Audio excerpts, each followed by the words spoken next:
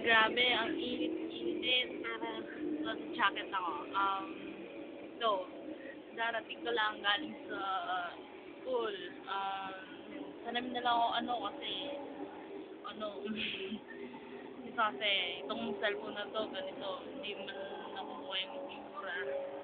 Tulad niyan, ang pangit niya, nerd siya. Ito yung bahay namin. Pangit ng bahay namin kasi hindi naman kami mayaman. Kumakain 3 beses sa isang araw. Yun ako. Gulo-gulo ng buhok ko. Darating ka lang galing sa school. Kaya ganyan yung buhok ko. Alis ko yung ipit ko. Yan, gulo na naman. Suklay nga.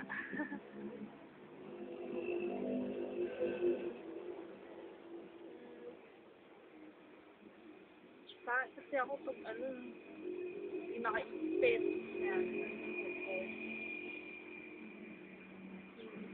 Nakahaba. Ito na nga ako. Pinaputol ko kasi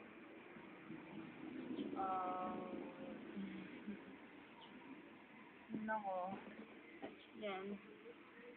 Kagaling ko lang sa school. Bili na salamin namin. Tayo. Kasi, kita nakabili yung mama ko bago.